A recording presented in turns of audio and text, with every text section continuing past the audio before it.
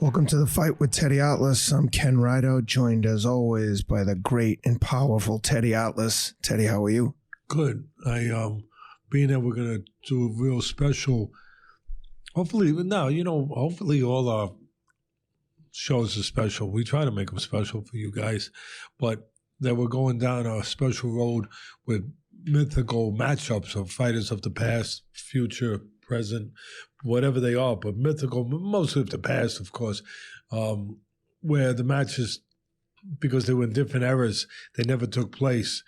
We could kind of have fun and see what would have happened, at least in my mind, if those guys, those great fighters were ever matched. So since we're doing that, in honor of that special show that we're going to do about these mythical matchups, I wore this. And the great Joe Louis special edition, special gift from Everlast. Yeah, for me, we're going to talk about mythical matchups and great fighters, in the history of the sport. Joe Louis is one of them that you have to start with. For me, he's the greatest heavyweight of all time. Yeah, a lot of people are going to be like, Muhammad Ali's not? Well, he's number two. You can't go wrong either one. But 25 title defenses, the greatest finisher, I think, ever in the history of heavyweight boxing. He hurt you, you were done, gone, forget it, so long. He got rid of you. And fought in the biggest pressure fight of any athletic event in the history of athletics in the world, I think. We talk about big pressure moments, whether it's the Golden State Warriors, whether it's the Chicago Bulls, whether it's the New England Patriots, Tom Brady, Michael Jordan, whether it's, Douglas Tyson, whether it's, Pacquiao, Mayweather, whatever you want to throw in there. But there was never anybody who had the world watching on his shoulders the way Joe Louis did on the eve of World War II, when he had to fight a rematch with Max Schmeling after Joe Louis had become heavyweight champ of the world, and boxing was the biggest sport in the country, bigger than even baseball. And Joe Louis is fighting in Yankee Stadium outdoors with the man who had knocked him out, the only man who had beaten him earlier in his career on the way up before he won the heavyweight title from Braddock. And here's Joe Louis outdoors in the stadium with this man, Max Schmeling from Germany, and you have Hitler and, his Aryan race and all this stuff saying he's going to take over the world, that they are the superior race and they're going to, dominate the world. And like I said, it's on the brink of World War II, and here's Joe Louis fighting a guy who Hitler has propped it up. And it was wrong because Schmeling was a good human being, but he was being used as a pawn by the Nazi party at the time. He had no choice. He'd be shot in 2 seconds. So he's being propped up, as propaganda. Propaganda with Hitler and the superior race and all this crap. And Joe Louis got to straighten things out. And you talk about these athletes today, and I'm not saying they don't feel precious, but they're getting hundreds of millions of dollars, and my fingernail is hurting or something. I'm joking around, but they're getting all this money, and some of them handle pressure marvelously. Don't get me wrong, and classy and everything else, but sometimes what they think is pressure, is a blowing up a balloon at a kid's party. That's pressure compared to what Joe Louis was dealing with and living with. The president of the United States calls you up before a fight and says, Joe, you got to win this one for the good guys. That's significant, and the whole world is watching. And unlike a lot of team sports, this is just man on man. Yeah, and again, with the backdrop. Yep. With Hitler in the back, where as time goes on, he's going to try to conquer the world. And Joe Louis is representing the other side. Think about that pressure. So anyway, that's why I have this jacket. That's why Not just I love representing Joe the Louis. other side, but in Hitler's eyes, it's his race against black man from America. It just has all the makings Everything. for the most dramatic of stories. Yeah, that's why Joe Louis is my man. There it is. That's a great one. So we're going to talk about some of the mythical matchups we would have loved to have seen had these guys been fighting in the same era. And a lot of the comparisons that I think people like to make, myself included, is to see, I wonder if a young Mike Tyson in his prime, how he might do against some of the other great heavyweights out there that obviously didn't get to fight because they were coming up in a different era. But before we jump into that, a lot of people know that you trained Mike Tyson at one point. And before we get into the comparisons, I'd like for you just to share a little bit about your experience with Mike, just in terms of whatever you're comfortable sharing with. I know he came up to Catskill. Maybe you can just, for people who might not have read your book or don't know the backstory, maybe just shed a little bit of light on your interactions and your experience with Mike. Again, whatever you're comfortable with. Yeah, we will, listen, we won't take too much time with it, but yeah, I think that makes sense.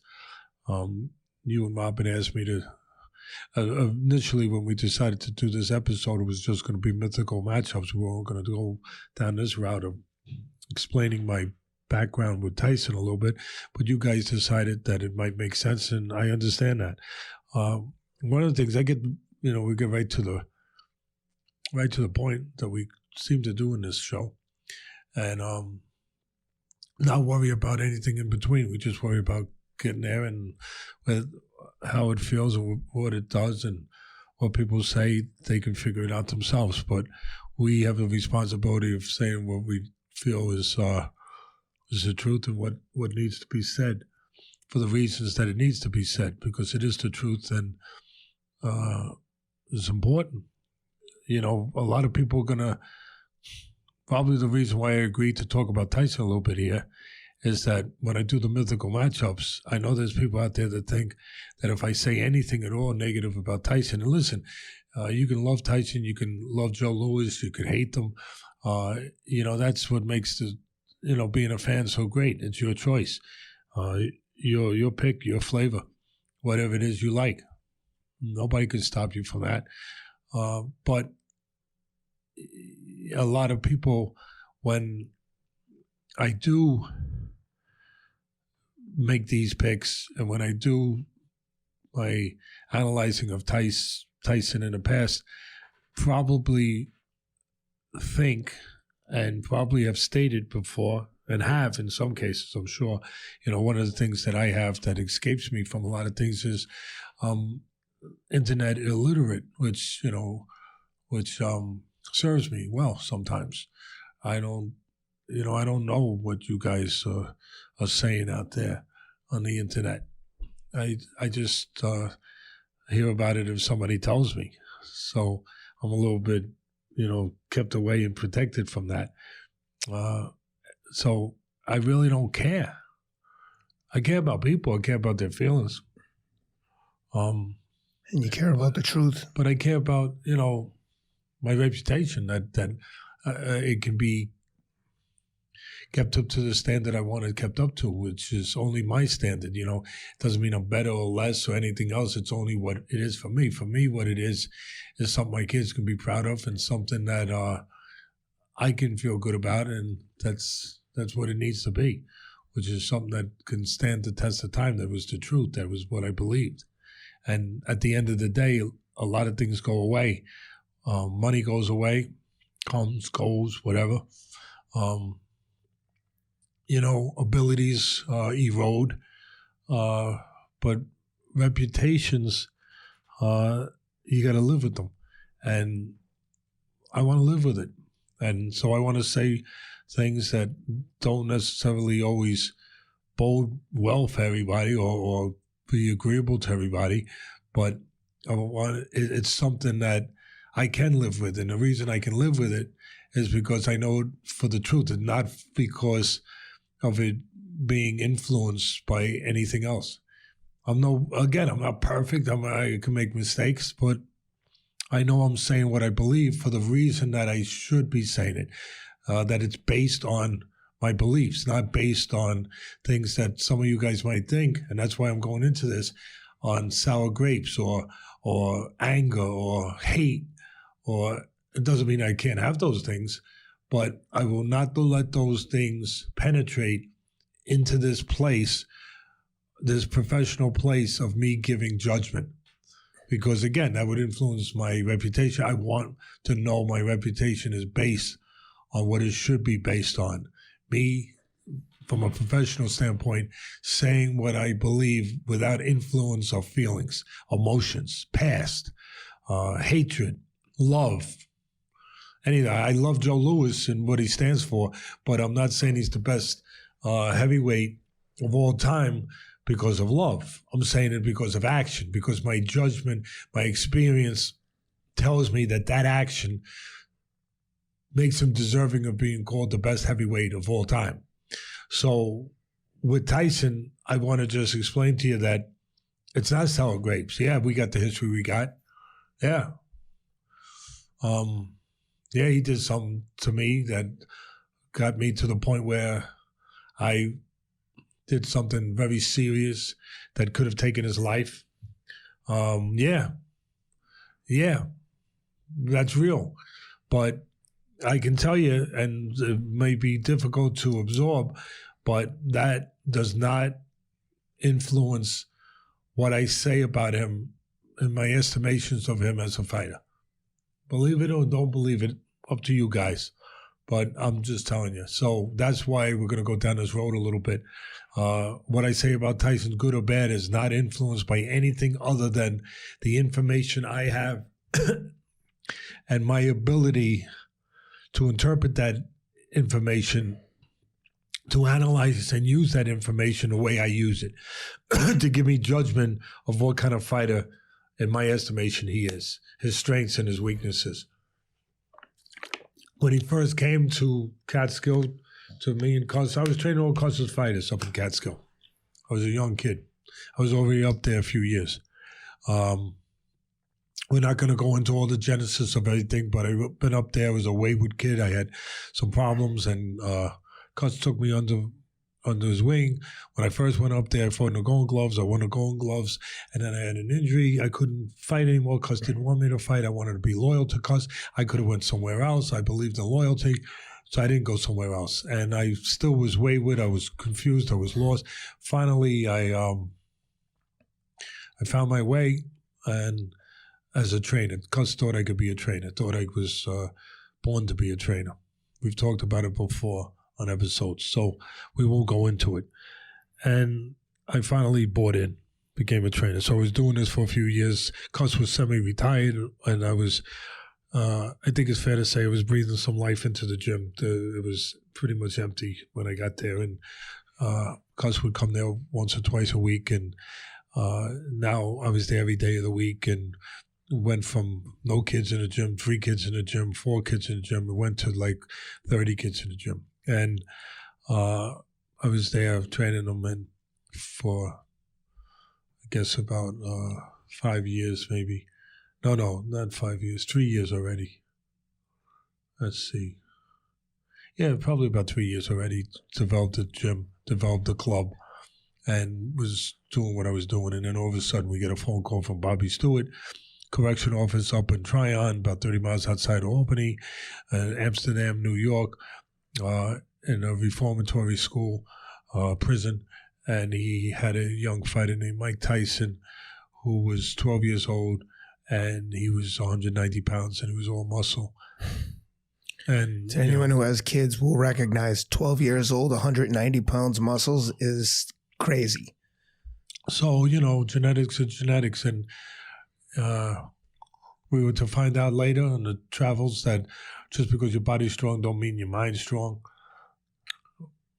Just because you have a body that shouldn't belong to a 12-year-old, but it's advanced more than it should be for a 12, or normally is for a 12-year-old, doesn't mean that the mind and emotional makeup is just as advanced. And I think that's a good point, and that's a fair point.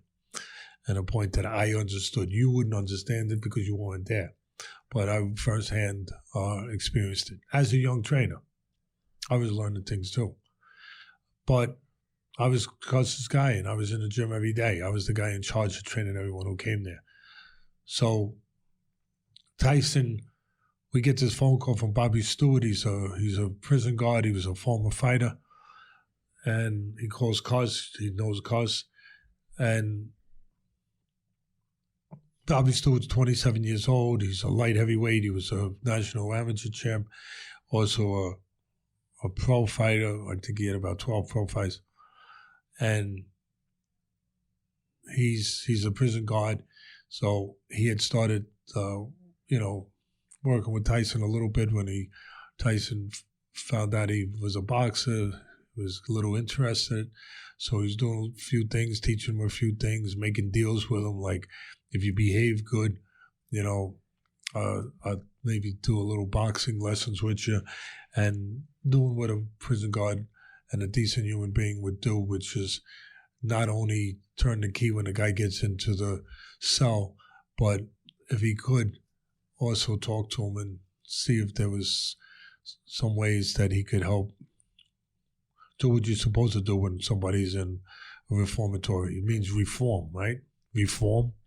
So reform them. See if you can add a little bit of guidance in whatever way it is, besides what you're there to do, which is to make sure that the person is supervised and kept locked up.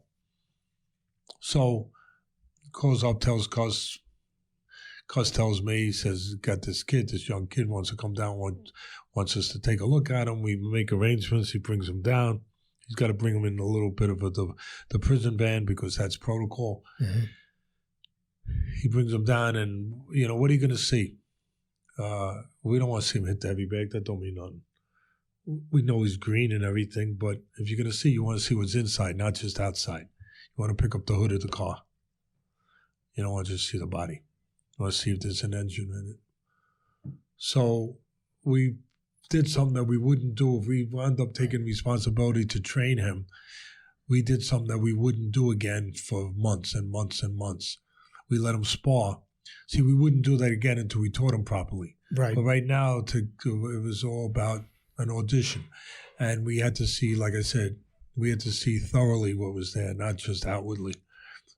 Not just a 190-pound 12-year-old who was strong and had these physical assets.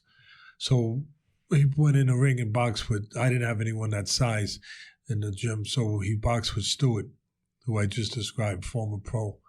And but smaller than Tyson, but 27, Tyson's 12. And that just sounds so crazy. A 27-year-old professional fighter sparring against a 12-year-old little boy. It is what it is, and was. Those things happen sometimes. Some maybe they call them prodigies. I don't know. But so he boxed with him, and you got Bobby Stewart boxing with him, and what you see that Tyson is aware that it's an audition, and so he's trying to be aggressive. He's trying to impress us. He understands this, so he don't know exactly what's going on, but Bobby has told him, you do good here, maybe these people get involved in your life. So he knows there's something on the line that's pretty big. So he's trying to, Cus was right. I had an instinct to be a teacher. He's right. I don't think that's bragging. Usually I don't say those things, but I don't think that's bragging or being self-ingratiating, because it's true. My instincts started coming alive. I could even notice not just the X's and O's and the physical moves, but I could notice that, as the kids would say, he was fronting. He was trying to make me think that he was something that he thought I needed to think he was, to say yes, that I wanted to train him, that he was tough and he was aggressive and unafraid and all these things. And I could feel it, that he was forcing himself to show that. But all that mattered at the end, they also understood that that is all that matters, is he was doing it. That, yeah, maybe he was fronting, maybe he was putting on a show to show me, and he was something that he wasn't inclined to always be, that he was this and he was sure of himself and all those things. But at the end of the day, that was a precursor to what it took to do it.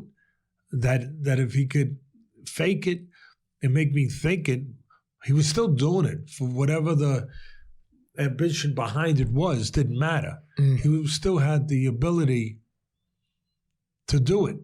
Even if he wasn't really that sure of himself and that, wanting to be the boss in the way he was acting and wanting to be, get after the guy, and he didn't want to stop. But he really didn't want to keep going. But all that mattered was he was able to put forward that front. And by putting forward that front, he was physically doing those things to put forward that front. That's all that mattered, that he actually was capable of doing it. And whether or not he believed it, he did it. And it was weird. At a young age, I'm a young trainer, I'm recognizing and feeling this and saying, this guy is very aware, really aware of what people see, and like he puts forward what he wants, he projects what he wants to project. And that was something that I found out years later. I had no idea that I would, that he could project things and turn into different people when he needed to almost. And that in some ways that had been his background, how he survived. Yeah.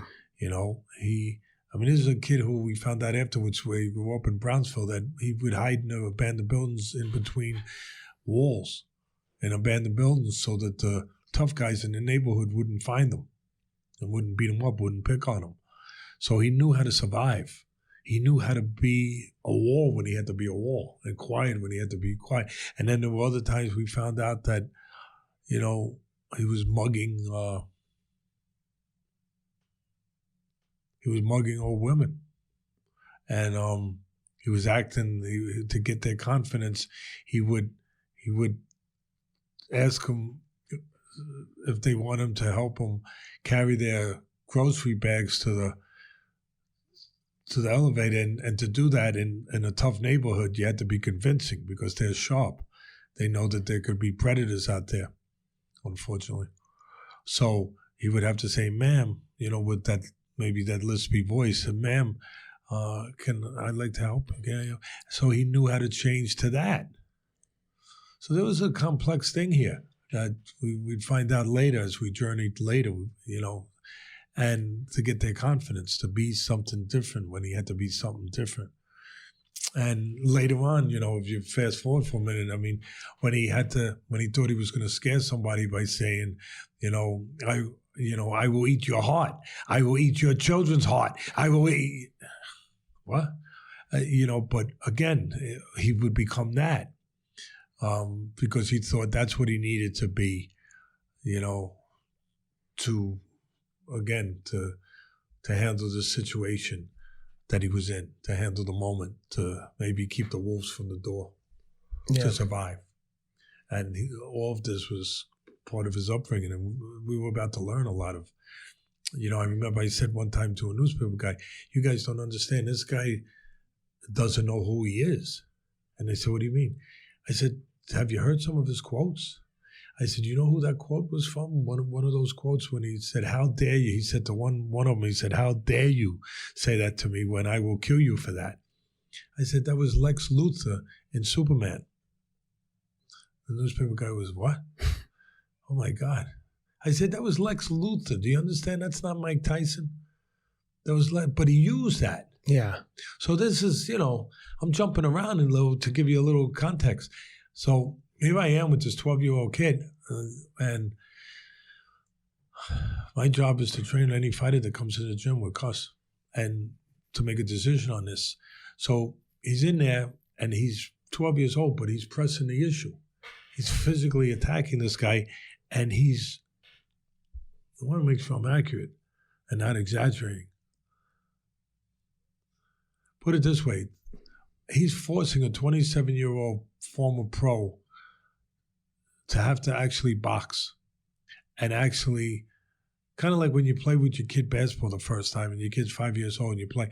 You don't really play. You let them get the ball. You kind of get in front of them. You let them get around you. You don't really play. And then you come back. I remember this with my son as he grew. And then there was a day when all of a sudden I'm playing, and I realized I got to play. You're going all of a sudden. You're going full speed. I got to play. Otherwise, and he's going around me. I'm not letting him go around me. Yeah. That happened, and it was kind of like that with Bobby Stewart. He's thinking maybe go easy, and he's realizing I got to go harder, just to keep the guy in place a little bit. So he's going a little harder. He's controlling it, but he's going a little more because he's being forced to. And again, you got to remember this guy's 12 years old. It's so funny to think about a 12-year-old kid fighting with a light heavyweight pro. And he's making a light heavyweight pro go to a certain level just to keep things under control. Yeah. And so it doesn't get out of control. So the house don't go on fire. So now, he's hitting him some bodies, and you can see Stewart doesn't want to get hit those. Yeah. And because it's impactful. It's strong. And so he opens up enough to bloody Tyson's nose. And this is an important moment, too, to kind of take note of, because I remember later when we did decide to train him. And at that time, he was raw. When we taught him, I remember I didn't let him box again for months and months till he learned what he had to learn. He didn't get another bloody nose for, 2 years. And I remember I thought about that one day. I said, you see? People said he was a natural. He wasn't a natural. If he was a natural, he never would have got a bloody nose. He got a bloody nose because he got hit. Yeah. When he was taught, he didn't get a bloody nose no more. Yeah. So it was interesting if you think of things to that depth. So he's forcing him to keep him in his place.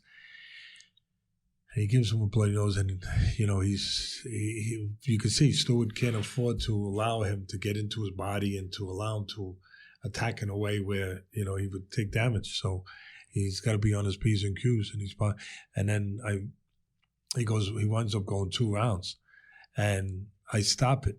I knew at that moment that I was going to be training him from what we saw, because he forced a 27-year-old guy to open up on him, basically, to keep him in control. Otherwise, he might have got caught. Yeah. So I knew I was going to be training him, and I knew what that meant. I had to be the boss, and I knew this kid was different from what his background was. I mean, after all, not all our kids came up in a prison van. So I knew I had to be strong. So he comes back into the corner, and again, he's projecting what he wants. He wants me to think that he doesn't care about the nose. He doesn't care about, I just want to get at him. Well, it wasn't true, but I understood it. So he's saying to me, I'm going in another round. I said, no, you're not. I said, no, you're not. Get out. That was it. And Cus recognized it after. Cus said, you know you're going to train him. I said, yeah, no kidding, because you're going to say yes. And he said, you let him know I said, yeah. What am I supposed to do? He goes, that's why, Cus had to give me the BS. That's why you're a young master. Yeah, if it wasn't BS, he recognized that you knew what you were doing. So he had to pay me somehow. But anyway, we go, and I stop the bleeding in his nose and gets out. And these are mythical stories, almost like they become fairy tale stories, like you don't know, but it's real. Yeah. But it sounds like a fairy tale, 12-year-old. But sure enough, right there that day, Cus says, what do you think, Teddy Atlas? I said, I think, if we could teach him, and he's willing to be taught, and listen, he could be something. And Cus looks at me and says, heavyweight champ of the world, your first heavyweight champ. 12 years old. I mean, this stuff, but it came out of his mouth. I mean, you could say why I think Cus was one of the greatest boxing people of all time too. That would be part of the proof of that, being able to make that kind of statement, and be right. But most people would say, come on, dude. Yeah, hey, that's what he said. So arrangements were made immediately. Where since that time, had you before or have you since ever seen a kid that young show that much promise, either physically, athletically? Do you ever remember seeing a young kid like that and feel like, wow, this kid is something special? I remember years ago, there was an Alex Ramos from the Bronx, and he was only about 14, but he was 14, 15 years old. Yeah. And he was a welterweight, he was strong, and everybody was talking about him. He wound up fighting for a world title, but he never got quite to that place. Yeah. But I remember I had to fight him, actually, Kevin Rooney. I used to take him down to the Smokers, where you get amateur fights in the Bronx and different parts of the city. But Alex Ramos was a guy who was young, 14, he had 14, 15 years old. He probably had 100 amateur fights and was strong. But he already was polished. He already had experience. This kid had nothing. Yeah. So I've heard stories. About some of these fighters. I mean, even one that I trained later on, I was blessed. I was given the privilege of training him when I probably didn't deserve it. I talked about it on another episode, but Wilfredo Benitez, the youngest world champion of all time, 17 years old, he won a world title. And so you can imagine so crazy to me what he must have been like when he was 13. But again, he was already fighting since he was 6. Yeah. He started when he was 6, his first fight. So, there's a difference there because of those things. So I've never seen anything like this before since, but I've heard stories, and like I said, I made some examples. But so Cus talks to Bobby and says, when is his release date? When he's going to be paroled? What's the story? And started making plans for him to become ward of the state, that he'd be, and that Cus would basically become his ward, that he'd come live with us. So started making, then they forgot to ask him, Cus said, how'd you like to come live with us and be trained to be heavyweight champ of the world? I'd like it, I think, but I think I might like that. And, this kid came from Brownsville. He'd been in jails. He'd been locked up 30 times already since he was like 11. Been in places like Spofford that shouldn't exist in the planet, jails for juveniles in the Bronx. And to anyone who hasn't grown up like that or grown up in a city, I mean, I spent 4 years working as a guard in a prison outside of Boston, and grew up in a blue collar neighborhood, and even with that experience, the thought of some of these places and being sent to these places is overwhelming to me. I mean, for a little kid. The hellhole that they are. Oh, God. I mean, Spofford. The thought of a little kid being put in there without his parents, I mean. I hate to even, but listen, we're talking harsh realities, right? Yeah. Well, when the emotional damage that must be done to kids. I mean, well, kids get sodomized. Yeah. They get sodomized, things like that. You don't have to go any further. I don't have to say anything else. Exactly. These places shouldn't exist. But because that's not the way to rehabilitate somebody. Nope. Or punish That's someone. just punishment. Or properly punish someone. Because there is proper punishment, and that doesn't really get you to where you want to get. No, it creates worse problems. Makes a bad problem a lot worse. Maybe we're explaining some things here. Maybe we're explaining some things. So, having said all that, we make arrangements. Cus tells me I'll be training him. And before he's released, we don't want to waste time. Cus doesn't want to waste time, especially I'm doing all the work for training him. So Cus says, we're going to make arrangements. Bobby, can you bring him, how often can you bring him up until he's released? How often can you bring him to the gym so Teddy can start training him and not wait another 4 months? Because I think it was about 4 months. And Bobby said, I could bring him once a week. You can't bring him more? No, I'm surprised he didn't say Teddy will come get him. Teddy will move into the prison and stay there. You know. So he says, I could bring him on Mondays. I think it was Mondays. Yeah, I could bring them on Mondays, but I got to bring some of the other kids because that's the protocol. I'd have to bring a group of kids, and they'd sit and watch while Teddy trained. Okay, that's what we'd do. So we started doing that. So every Monday we'd come, and before I started with the gym with the other kids, I'd put an hour and a half aside for Mike, and I would train him and teach him. And then he would go back to the Tryon, the reform school, prison, whatever you want to call it. And he would practice those things, you know. And then, of course, the legendary stories are that Bobby would go by the cell after lights were out, and he'd still be shadowboxing at midnight, you know. And Bobby told you this, though. It wasn't a mythical story. Bobby told you he saw him in there, right? Yeah, he told Cus, I think. Okay. And I think Cus told me, I believe. I think that's where I got it from. But yeah, I mean, there was that he was, and then he gave him a pair of broken down bear gloves before he ever got to meet us, and that he would sleep with them under his pillow. So you know, it's all good stuff, and obviously it showed you that it ignited something in him and gave him some hope. And by the way, in a prison, you'd sleep with anything you didn't want someone else to take under your pillow. That's true, and sometimes maybe that might become your pillow too. Exactly. But you know, for those few months, he's coming and he's learning, and then he gets released, and he comes and lives. And during that time, how's your interaction with him, and how's his personality? Is he a yes, sir? I'm the teacher, yeah, is yes, he sir. Very polite? But I know that that's put on. I remember one day him saying, yes, sir, and I remember, I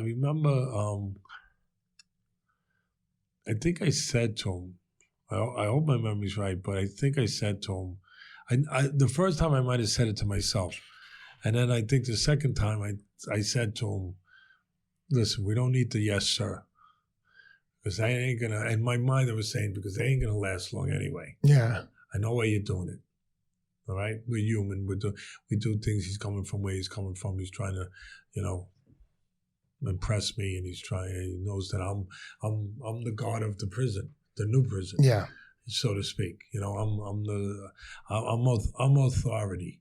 I'm the authority. So he's trying to be in good with the authority. He's trying to do what he's got to do to have the position that's comfortable for him.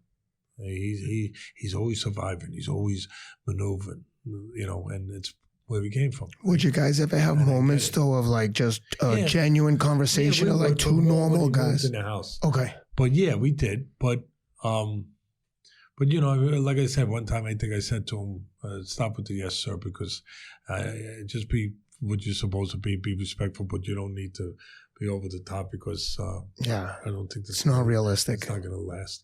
And it's not because you really want to say it. You're saying it because you think you have to, and you don't have to. You just have to do things that really do matter. Actions. Yeah, and consistency. And so... You know, now he's... And is he getting better on these once-a-week sessions? How you notice, like, big improvements? Yeah, and then when he comes regular and I'm training him every day, he's learning very fast, like a sponge. And he's just very athletic. He's very talented. He's very quick. You know, forget about the power. He's got power in both hands. Punches, as I've said on ESPN many times, are born, they're not made. You teach them the right way to get more leverage and more explosiveness and to get to the target faster. But you either have power or you don't.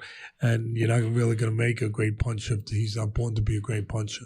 And you have to give the delivery system. You have to teach him the technical things to elude the other guy's punches and put himself in position to unload, like Cus said, to explode those bombs. Yeah. And so you start teaching him the style, the technique, which I did every day. And inside, outside, you know, the whole thing, slipping punches. And there's a documentary out there if the people are interested. It's called Watch Me Now. You should see it, actually. You and Rob should look into it. It's called Watch Me Now. It was after I had him a few years. We had him a few years. And he went into his first national tournament, the National Junior Olympics up in Colorado Springs, Colorado. the United States Air Force Base, and he went there. He was 14 years old, I believe, 14 or 15. I think he was 14, but whatever it was, the first year was 14, and it was 2 years in a row that I took him and that he won him, and he won him by first round knockouts in every fight. Oh my God! And well, the poor kids there were petrified. I mean, they're kids that look like 14-year-old kids, really. And, yeah, that's fair, but hey, I'm half kidding. But to get to the finals of a national tournament, you've kind of seen and you've been around. You're not just throwing a guy who just came to the gym last week. Well, no, this was 2 years later though. Right, I developed them.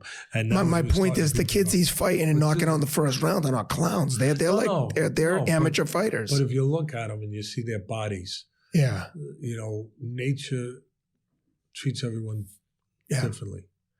You have no control over your choice of genes. Yeah. And he, these kids, some of them, they had acne on their face. They were a little plump, a little chubby, and a little goofy, like adolescents, just starting 15, 14, a little goofy. Awkward. They were a little goofy. And then you got this, and I remember one kid saying, that's Sonny Liston's nephew. And their imagination against imagination. The ninjas are coming. And the word got out. Next thing you know, there was a rumor around all through because we were staying, in quarters. We were living in the dormitories at the Air Force Academy. Was set up, and we had our housing, Yeah. So we were staying. So everybody's hearing things, and next thing you know, we're getting vans to go to the events. We would all get in a van, we'd go over together, and you'd hear these kids. We'd always be alone, me and Mike. We'd be in the front by ourselves, and you'd hear the kids in the back saying, "That's Sonny Liston's nephew." And what's Mike saying to you when he's hearing this? Is he saying, "Hey, Teddy, you hear them? They're scared." But he knew. No, he knew. It's a good point, Ken. But he knew because of where he came from. He knew what to take advantage of, what to use. This is a guy that used to live inside walls. When he had to escape, but he had to. So he knew weakness. He knew what worked. He knew the law of the jungle, so to speak. He understood things that most kids at that age never would understand. Yeah. He understood the strengths and weaknesses of people. He understood fear. He understood how it could be used. He understood how it used him and destroyed him and made him hide. And now it was his turn to use it. Mm-hmm. And he was going to be he was no longer the hunted. And now he was the hunter. And he was seeing where you could take advantage of things. He was prone to understand those things. And so he would look at me when you'd hear the Sonny Liston craziness, and he just looked like he had a real, and he knew he would keep a serious face because he wanted them to see that. He wanted to perpetuate these stories, and so he would take it and use it and let it run, let it grow. He wanted it to grow. He wanted it could be helpful. So he'd look like this. And they would see that, and then when he heard it, he'd look at me and just a little just a little. That's what I was looking for. Was he acknowledging? Just for a second, because he knew I knew. Yeah. So he had to kind of like. So it was pretty crazy. So we. He's. And during these trips, are you guys having like a good relationship? Like when you're in there, are you taking him? Like trips, he lives in a house with me. You have to understand, Ken. He lived for 4 years, whatever it was that he was up there while I was still there. I left because of him. Yeah. But I was already up for I trained all the fighters. Right. He changed things. I'm just trying to understand, like before things went sideways, how was the interaction close? I was his trainer. Okay. I was his. Cus was the leader of the house, but I was the trainer. I was the guy in the gym with him every day teaching him. And that's what I mean. Would you have like personal interactions with him? Was it a friendly basis? When his mother died, I remember I took my last $50. I bought him a sweatsuit because I felt bad before he got on the train and went down to a funeral. Because it was a terrible thing. Yeah. And I felt bad, and that was my way of showing something. And listen, we ate together. we lived in the same house. But I had to be the bad guy sometimes because I was in charge of of his development as a fighter and, the disciplines that went with that as a person. Yeah. And following the rules, the same rules, even though he was more talented and bigger than anyone else in the gym, he had to follow the same rules that I had with of course kids that actually looked like 12-year-olds. You know what I mean? Yeah. So but I was his trainer, but Cus was the surrogate father. Cus was the father figure. Cus was the great Cus D'Amato. And the guy. But in a relationship like that, I almost wonder. I was the guy hands-on. I'm the guy, in the trenches. I'm the guy going to work with him every day. I'm the guy in the gym with him that has to tell him something he doesn't like to hear, and tells him good things. But what I'm getting at is it's like a father and son, and then you got the grandfather who's like always gets to be the good guy because he comes in, gets to like play around, then it's like, all right, back to your dad, go back to like work, get back to the gym. Yeah, I mean. A little bit of that? Yeah. Yeah, some ways maybe a lot. Yeah. But, again, Cus was the senior guy. Cus is the patriarch of this place, of this house. And I'm Cus's soldier. I'm Cus's teacher. I'm Cus's trainer. I'm Cus's right-hand man, teaching him. But at the end of the day, he wants to go back and hear the stories at the foot of Cus, sit in the chair and hear about how great he's going to be. Yeah. But me, I'm the one who has to administer all the punishment. I have to do the application of it. Yes. So it puts you in a kind of a tough spot because it's easy to identify you as the bad guy because he's hearing everything he wants to hear from. Not bad guy, but there could be moments. Right, that's what I mean. And it got to those moments. Yeah. It got to those moments where he was developing very fast. And, all that time and all that work, and he's developing really quick. I mean, we were, like when we went to Colorado, we spent that week there, we were together every day. It's me and him against everybody, that kind of thing. Yeah. I mean, I remember one time they took us to Pikes Peak. It was the one day we didn't box. We used to box every day. And the one day that we didn't box, was a day off. It was a Thursday, I think, in the week, Wednesday, whatever. They took everybody to Pikes Peak. And so, again, it's just us and everyone else. And they were all hanging out together, but we're separate. But we knew what that meant. We knew that gave off a certain aura. We knew it. Oh, yeah. We knew it. We didn't shy from it. No, of course. We used it. Yeah. That's everybody would. Yeah, so that's them. That's here they come. And it's just the death squad. Yeah. And really, this kid. So we're up in Pikes Peak, and these kids are all talking, and they're being kids. I beat you, and they had all competed, and it was down to the semifinals, I think, and there was only a couple left. And so the ones that had lost was talking to the one that had won, and the one I beat you, Tuesday night, whatever. And he goes, "You think you beat me? I let you beat me." And he goes, "What do you mean you let me beat you? I let you beat him because look who you got to fight. You got to fight him." I think the kid might have said something like, "You got to fight that monster," something like that. Yeah. Like something. And did Mike hear him say that? Yeah, we were standing over the site, and Mike's like this. That just highlights how young these kids are. But Mike's like, he might growl a little, whatever had to be done. And then he looks at me, because it's, and so it was, and we go through, listen, we're training every day and I'm taking them down. I mean, you don't understand the closeness. I got to take him down to Bronx when the time came for him to finally be ready to fight. And when I finally thought he was ready to fight, I have to pick the opponent. I take him to the Bronx. I got to make sure that he's okay and make sure I get the right guy. How am I going to find a heavyweight? Because by this time he was probably up to 200 pounds, maybe 195, 200 pounds. How am I going to find? He was 13 years old, I think. How am I going to find? You're going to have to find a 20-year-old man to fight him at a smoker. Yeah, so I would take him to the smoker, and I did. I had to put him in with a 17-year-old. There was no way that I was going to find anybody, so when I told him that everybody would lie about trying to get an edge in these places, and Nelson Cuevas ran this, and Nelson said, okay, Teddy Woods, put down his age. So I put down 12 or 13, whatever he was. And he says, Teddy, come on. Now you go too far. Yeah.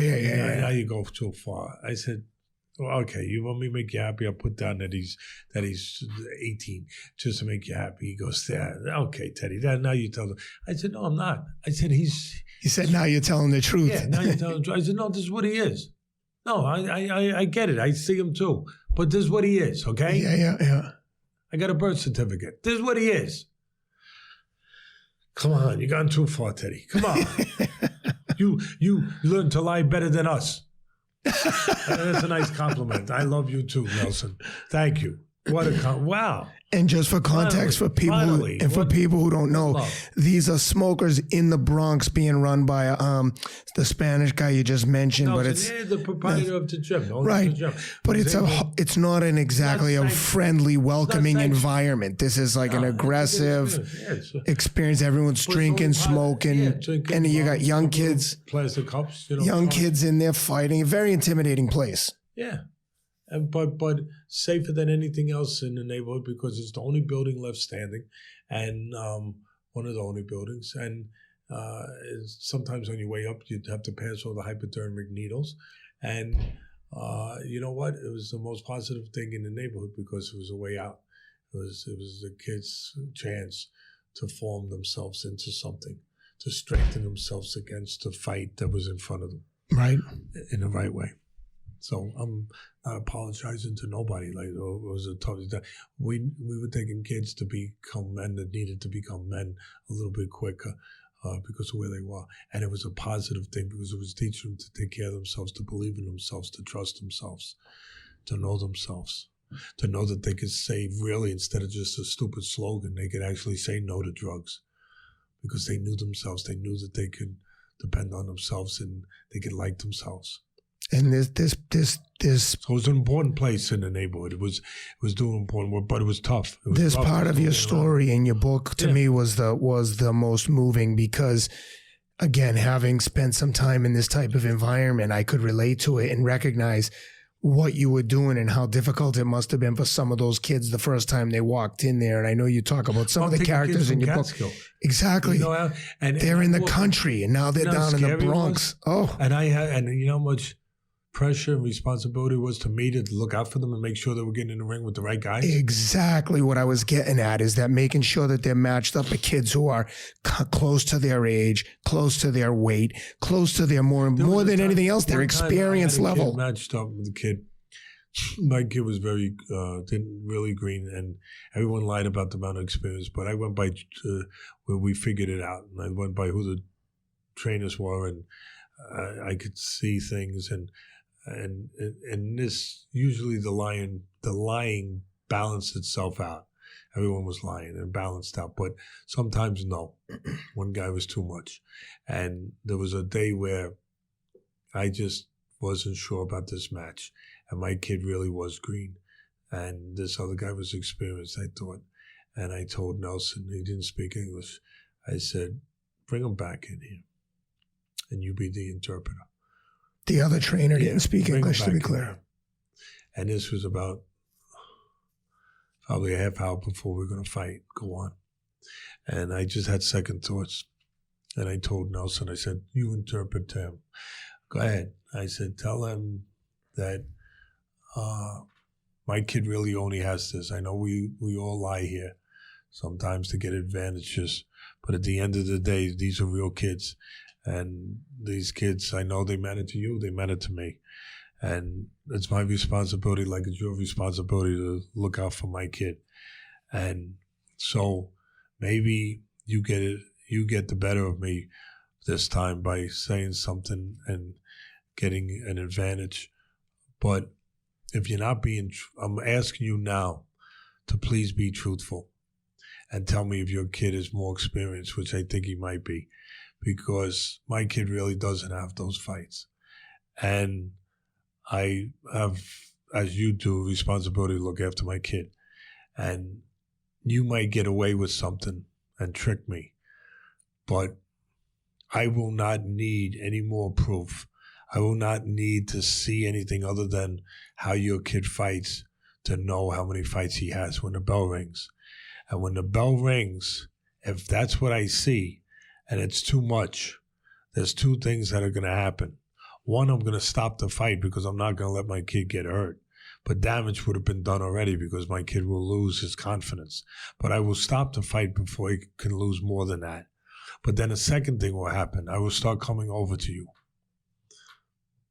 I said, and I just like that, I will come over to you, and you understand it's not a threat. It's not, I'm telling you something now because I don't want this to happen. Because I just want you to understand. I want the truth. I don't want this to happen. But if I do see that, I will stop the fight, and then I will come over. That's all. I didn't say I'll come over, kick you. He understood exactly what it meant. And without going across the line and acting like I'm trying to try, I was telling him it's a difference.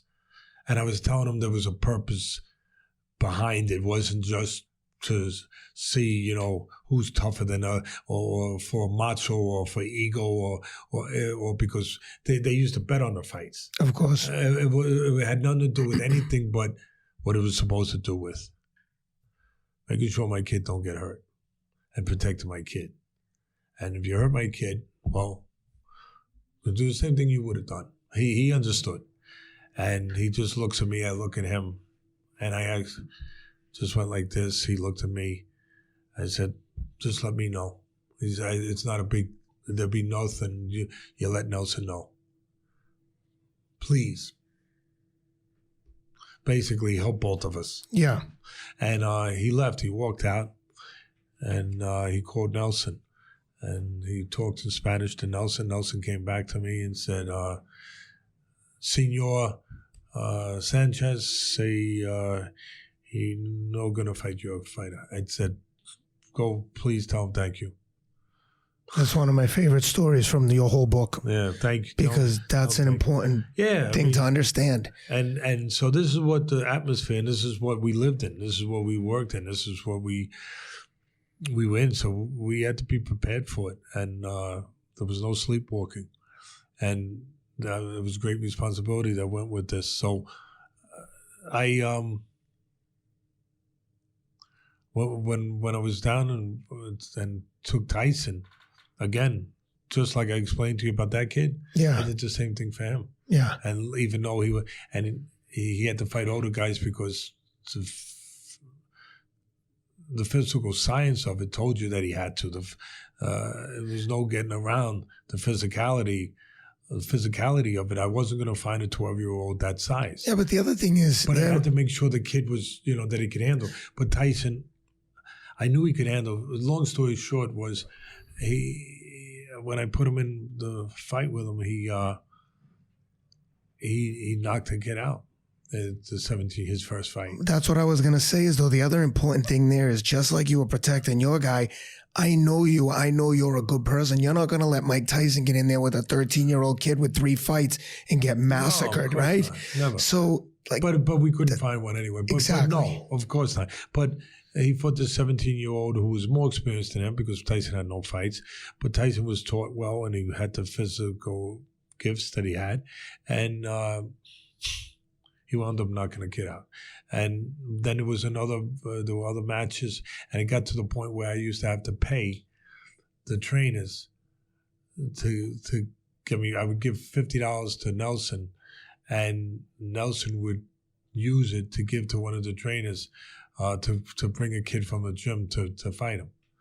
Can you imagine this? Would you ever tell Mike, hey, Mike, if you're outclassing the kid, don't hurt him? No, but we didn't get to that place. If in the gym, I would all the time. Yeah. But not. We didn't get to that place in a fight yet. we didn't get to a place where we knew that we had that, where we knew that we had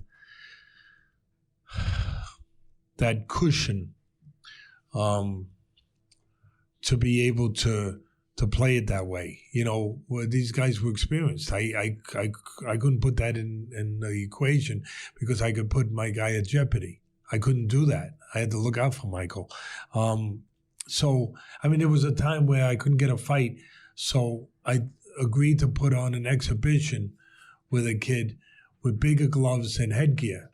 But I understood it didn't matter. All that mattered was that he was going to go through the process of the nervousness of the fight, getting a fight in front of a crowd, going through the waiting, that he would go through the process that would equate into what it had to equate into, experience, and getting him better, even though we called it an exhibition. When he was young like that, would he understand, though, if you told him, Mike, don't hurt the kid? Like But he understood the laws, you know, the laws at a young age better than most people did of the world and of the street, of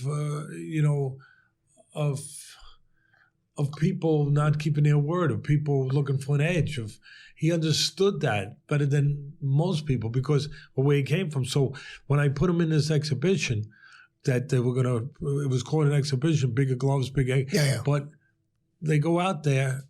I knew what the other guy. We agreed, okay, that's, we're going to box and we're not trying to kill each other. But I knew I have to look out for Mike. Yeah. I knew that this other guy was older. Mm-hmm. I knew that this other guy would not keep his word. So I just said to Mike, be alert.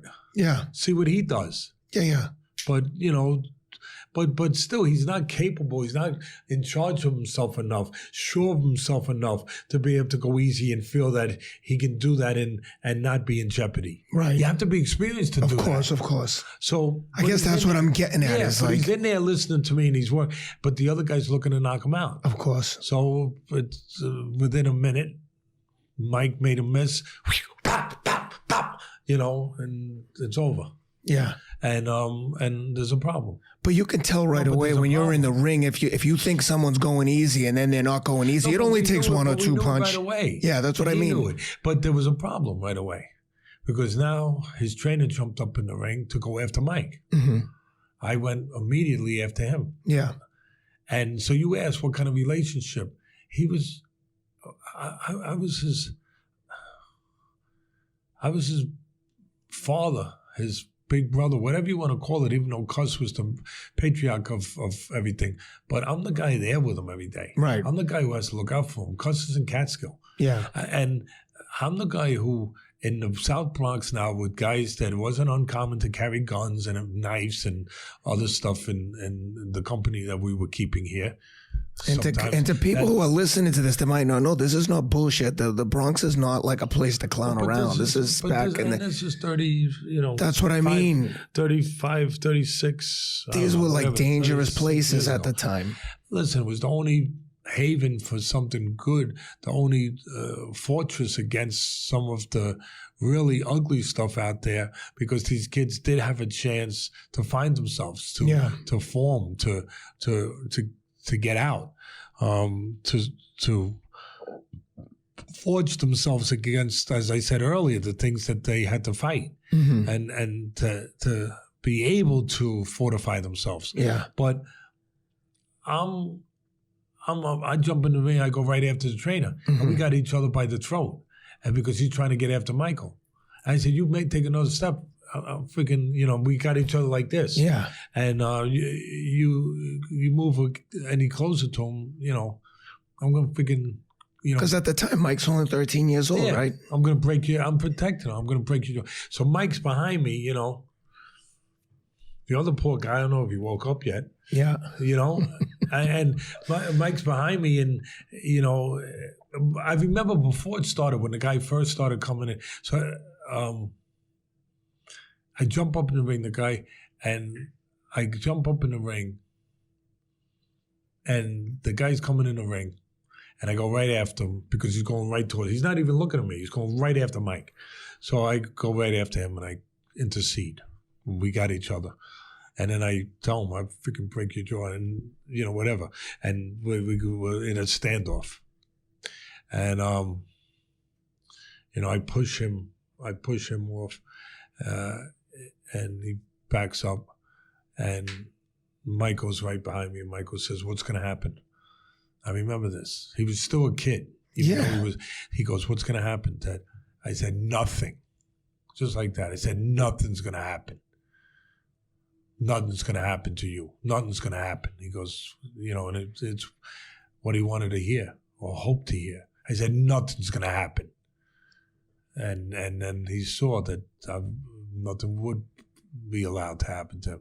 And basically say, if something happens it's going to happen to me, and we ain't going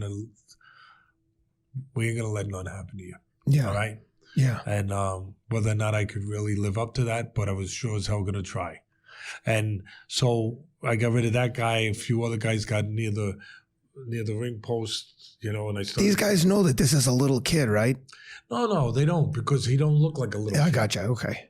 But he looks anything but it. Okay. It's Sonny Liston's nephew. Did you forget? That's true. That's true. So, and they don't care. They only care about what they care about theyese people. I got you. Yeah. No. So I'm with you. now a few other guys get up to me. So I go over there. I got to be aggressive. And I say, the figure one. Yeah. So it's really kind of. And it's just you and your kids. There's no one else there with you, right? No. But Nelson, we all have our allies in different ways, but the allies come out of respect. Yeah. Out of what they see, how you behave. Yeah. What you do. Nelson used to carry a gun in his belt, mm-hmm. And he would show it. So, anyway, Nelson, Nelson was smart. Talking about street smarts, this is where he lived. He immediately picked up the microphone, and he knew. But how often do I say in this microphone, you got to know your terrain. You got to know your environment. Mm-hmm. Where are you? Yeah. He knew where he was. He knew that there was betting. Even though it was supposed to be an exhibition, he knew it. And he immediately said, everything off, this is a draw. Well, it's a draw. The guy's still sleeping. but he was brilliant. Yeah. It's a draw. In other words, nobody loses money. And I didn't even realize. Until I heard it come out of the microphone. I said, that's, the trainer was different. That was personal. Yeah. The rest of it was about they lost money. Yeah. And the legend of Tyson was started. It was started. And how it was started? In his first fight, he knocks this 17-year-old kid out. And was that the first smoker you'd ever been to? Yeah. Okay. And he knocks him out. Pretty good fighter the guy was. Yeah. But Tyson slipping, bang, bam, bam, bang. I mean, it was like, holy shit. In your mind, were you thinking like, holy shit, this like kid is doing it. I just was like, he's actually doing what we trained to do. But with speed and power and precision. Because you had to have some doubts because you knew he had the physical gifts. But when the lights are on and now you're in the ring in a real fight, that's different than the gym. But he was front running. He was still, but it didn't matter. He was still doing it. That's what I mean. I found out some of the holes. It's kind of like, you don't know if you go to buy a house, you want to make sure the plumbing's good. Right? Yeah. So you put the heat on 70 and it seems good. But now you put it on 90 and all of a sudden pinholes start popping because the pressure can't handle the pipes. Show you the holes that the pipes have. They don't show you those holes at 70. They show you those holes at 90. So I didn't know what holes he had yet. I had an idea. Yeah. But what holes he might have yet, because we weren't at 70, we weren't at 90, we were only at 70. Yeah. But he still was doing it. Yeah. But I would find out the holes later. When the tests would come. You find out the holes in people when the tests come, not just the fighters. When the tests come, when the pressure comes. Yeah, we'll get to that. I just want to know first at 70 though, you're like, oh my God, new heating system. Here's the legend of him. He's making a miss, bang, bang, bang, hitting him with combinations, 3-punch, and then all of a sudden he pins him on the ropes. He hurts the guy. Guy goes up against the rope, and he comes in, bang, bang, and he hits him a left hook. And the guy's head goes like this. His body goes like this. He falls outside the ring. I mean, you talk about Hollywood. And his mouthpiece goes flying about probably 10 yards 10 yards, maybe 20 feet, whatever it was, but 10 yards back, and it winds up in somebody's lap, like in the that's sitting there, like you know, they're eating. They used to serve the Spanish foods like the potato stuff with the meats and the fried bananas. Yeah, plantains. The plantains. So on top of one of their plantains, a mouthpiece. You know, you ever have a plantain with a mouthpiece in it? Have you? No. Don't try it. Don't try it. And the one thing I left out was just before the mouthpiece, because it was the two punches, it was like bang, bang, or maybe bang, bang. His head goes this, so bang, bang. And so his head goes this way, boom, goes that way. With the first one, the sweat, they had dumped water on his head. Yeah. So the water goes flying, and it literally, it goes flying, and it hits the back wall. And it's like you hear a bang, and then right behind it with the next punch comes the mouthpiece into the plantains. You talk about Hollywood. You talk. The legend of Mike Tyson was started. But the point I'm making, when you're trying to get an idea why when we're going to do these mythical, me and him were a team. He was my responsibility. That's what I'm trying to understand how the relationship was when things were early. He was my kid. Yeah. He was my kid. But then, you know, kids can go different directions. Yeah. And they can test boundaries. Oh, and trust me, I know. Boundaries. He started testing boundaries, and he started finding out that with me, he couldn't get away with things because it was my job not to let him get away. But at home with Cus, you know, who knew he was going to be, this was going to be his last champion. Cus knew that already. Yeah. Cus knew things. He was smarter than me. He knew things. He was older than me. He knew this was going to be his last champion. And Cus started making little concessions, but I didn't make them. Not because I was stricter or better or harsher. Cus was plenty harsh with everyone else throughout his life when he had to be. But it was just that I was regimented in. For me, it was simpler for me than it was for Cus. I wasn't 70 years or whatever it was at that time. I wasn't at the point that I'd been through a whole lifetime. I was a kid. I had a responsibility. It was simple. It was basic. It was black and white. It was A and B. It was real simple. It was go teach kids to be fighters, teach kids to grow up, teach kids to be stronger, to teach kids to be disciplined, teach kids to stand by the rules. I had rules where if you didn't pass, if you failed 2 subjects in school, you were out of the gym. Yeah. I had rules, and for a reason. Get kids on the right track, on the right path. Lead kids. Be a leader, and teach them the right things. Protect them. Teach them to get away from punches, but also teach them to make the right decisions. Teach them to, and if they don't, that there's repercussions in the gym, in the ring, and outside. Teach them that. And so it was simple for me. It was simple. 7 days a week, I taught. That was my job. It was simple. It was complicated for Cus. He'd been through a lifetime of this, and that was about having one last champion. It was different. It was harder for him, easier for me. He didn't want to do anything to lose him, right? It was just simple. You do something wrong, guess what? Then there's an answer for doing something wrong. There's a repercussion for doing something wrong. This is what we're going to do. You're out of the gym. Cus is thinking, well, wait a minute now. We can't throw him out. Wait a minute now. You know? So it was more, it wasn't because it was easier for me. I didn't have the pressures. I didn't have a lifetime standing in the balance of things that it all came down to possibly one last shot. Yeah. I wasn't at that place in life. I was at a beginning place, a jumping off place. And for me, it was easy to understand that it was just, the kid abides by the rules. If you don't, I put him under. For Cus, it was different. And Cus started making concessions. And I didn't understand it. He started compromising things. And the problem was that Mike he was a special kid. He was a special kid. He had his demons and everything else like we all do. And he came from this place, but he was special in a way, not just physically, but that he understood when somebody was being weak. He understood when you were getting away, you could get away with certain things and you could manipulate certain things like he did from where he came from. Yeah. He understood how you could get an edge because you had a gun or you had a reputation. He was also probably picking up on the conflict between you and Cus. The gun, the knife, it was different. He understood what he had. Yeah. He had something now that he had something where it influenced Cus, where he could leverage it. He could move it.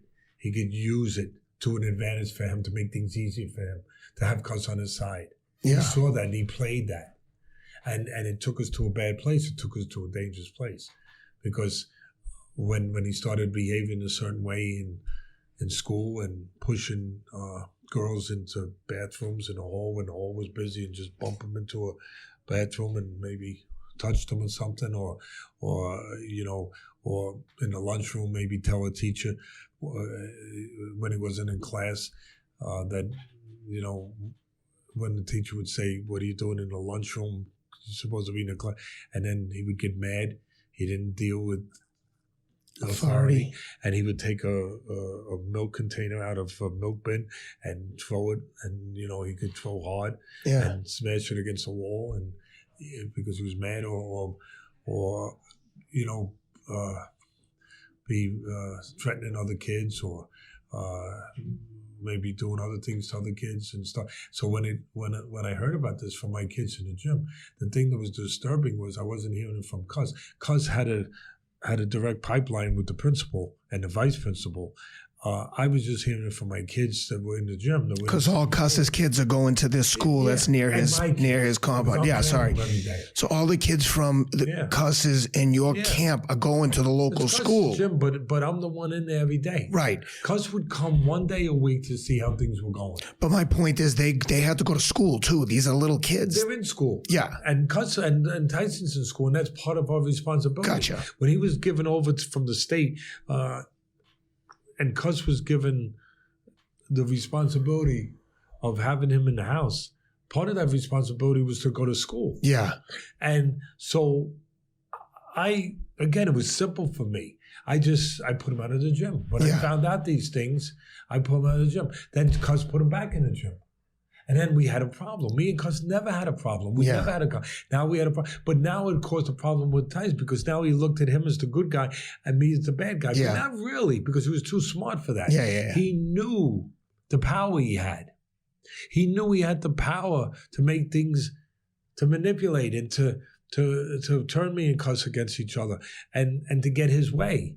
And it led to other things. And it led to him being defiant. And listen, I understood where he was coming from. I understood the difficulties of his past where they could haunt him. I understood that. But I also understood that he needed to abide by rules. And that was part of why he was coming from where he was coming from. And that if we didn't have him abide by rules and respect other people, respect other things, like he would get angry. Like if a girl said no to him, he'd get angry.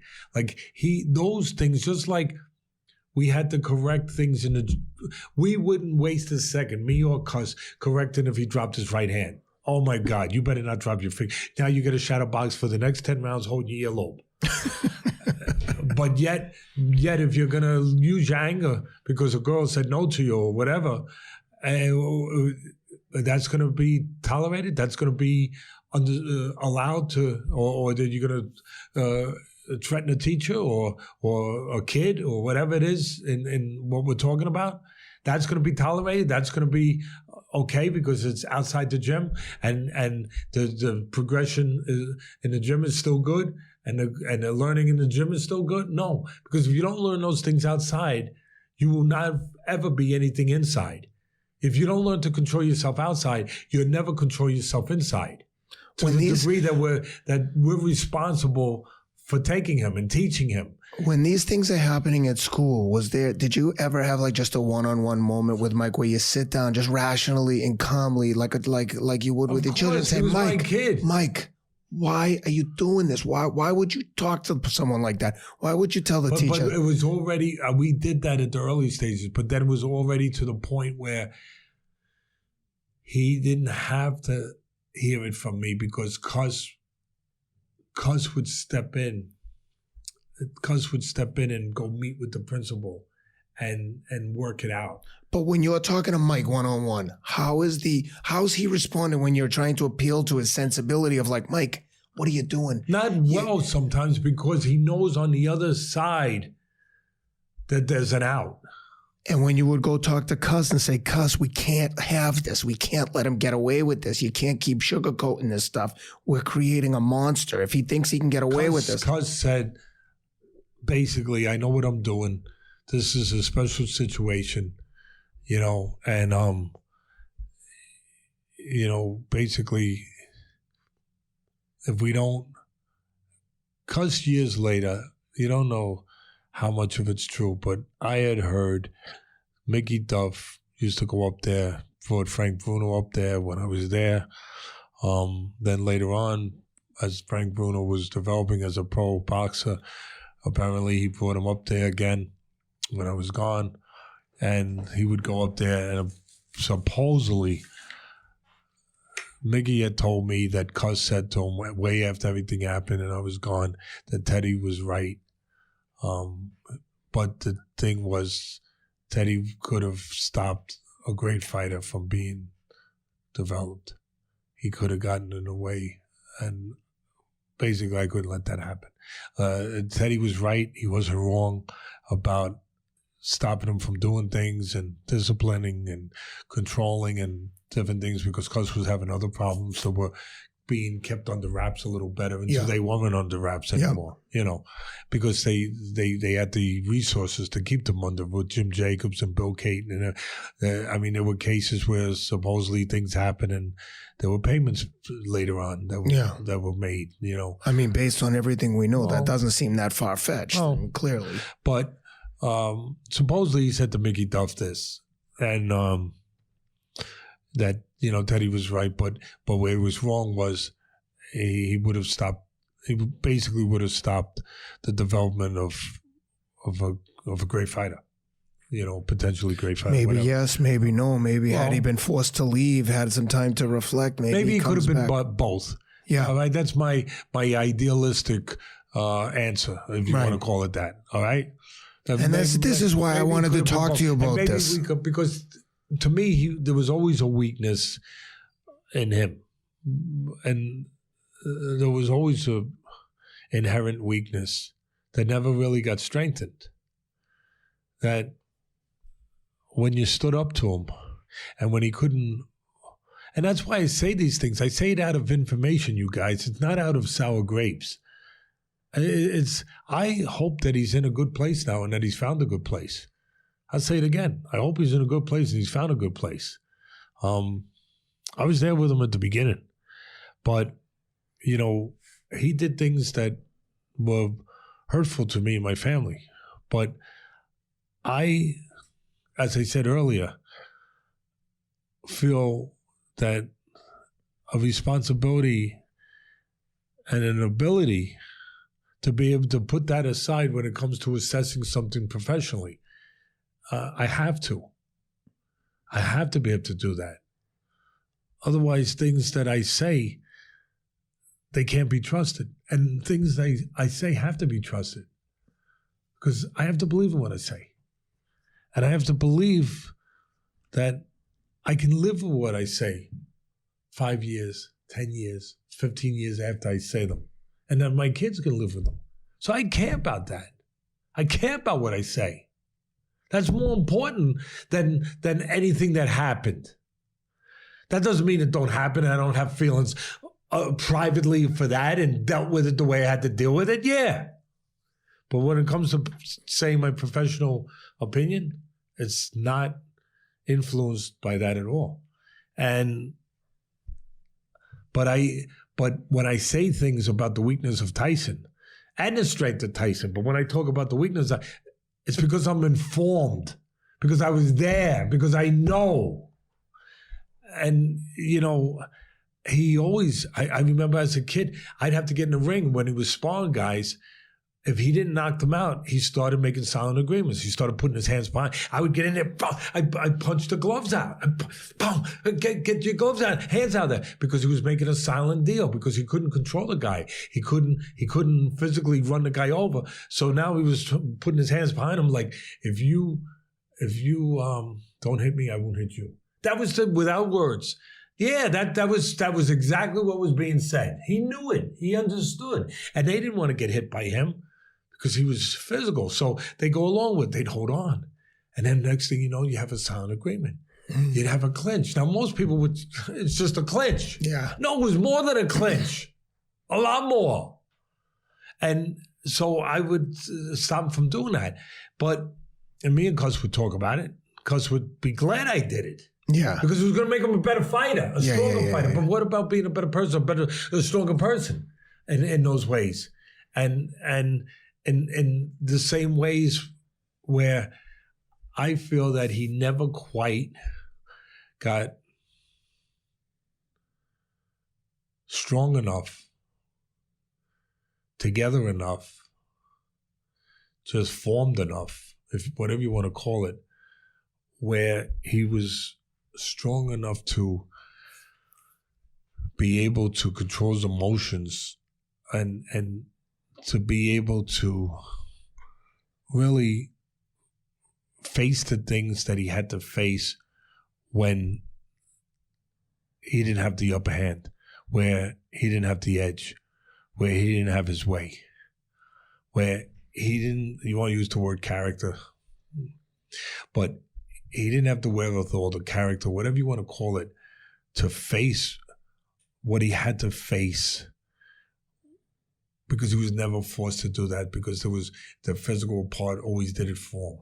Yeah. Because he was never, and because his physical ability was so great, just like some young basketball kids that maybe they get their way when they're kids, and the teachers in the school and some basketball girl tells them, we're going to give him an Adidas deal. Let him do what he wants. And he's allowed, and he's not forming emotionally. He's not forming as a person. He's not forming the way that your kids are forming, and that all kids should be given a chance to form.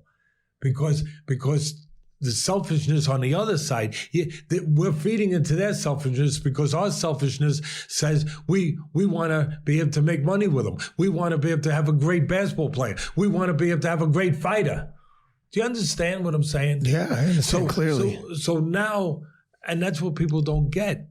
Sometimes they only get part of the story. They get what they want to see, because we all see what we want to see.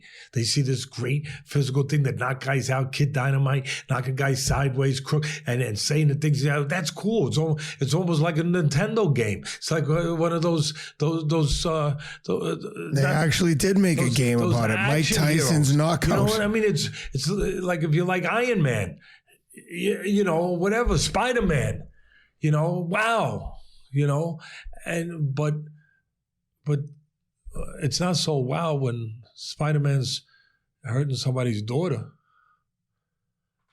you know, doing some of these things that aren't, you know, so fantastic. The one thing I just want to add quickly. I just want to finish, if I can, that if I'm explaining it right, and am I? Yeah, clear as day. That some of these things that he stayed weak because we developed him in the gym. We taught him to slip. We taught him to punch to the body around the elbow and then bring the uppercut up to open up an opening there. I mean, we taught him the spots to hit. If you can't hit him here, hit him behind the ear, hit him on top of the temple. We taught the liver with the left hook, that it'd debilitate the guy. It'd take his legs away. We taught him all those things.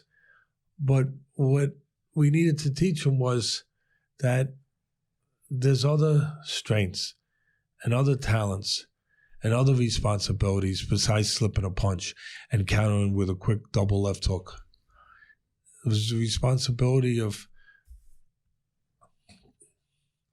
caring about other people's feelings too.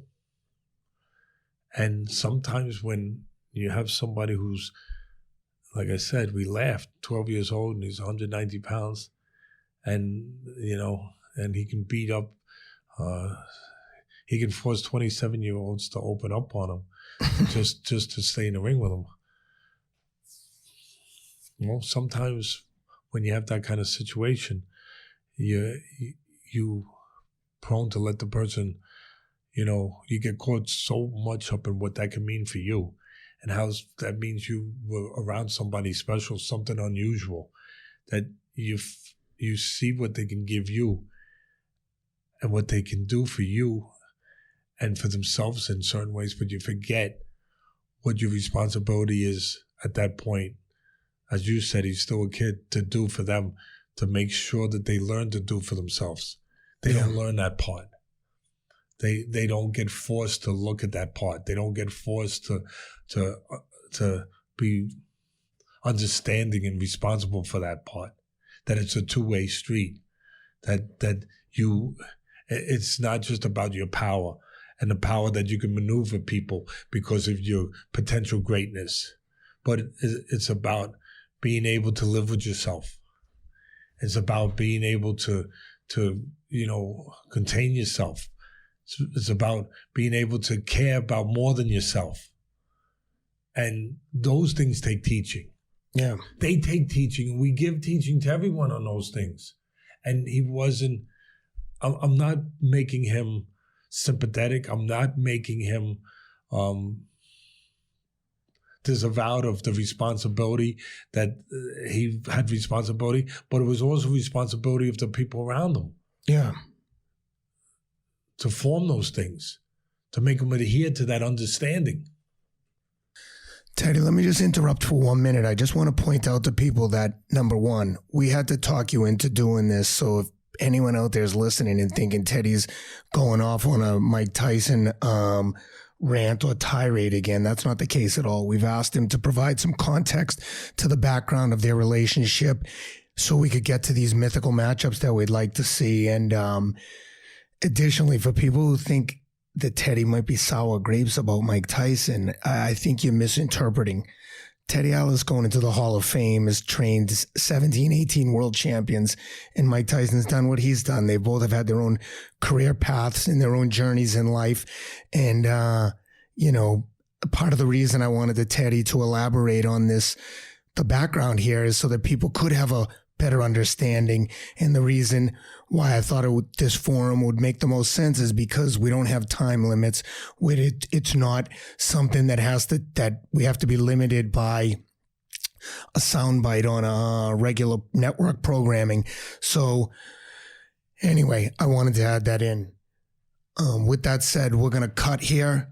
This will be a multi-part segment of our mythical matchup. We'll pick it up where we left off in a coming episode, and hope you guys enjoyed this background, and stay tuned for more.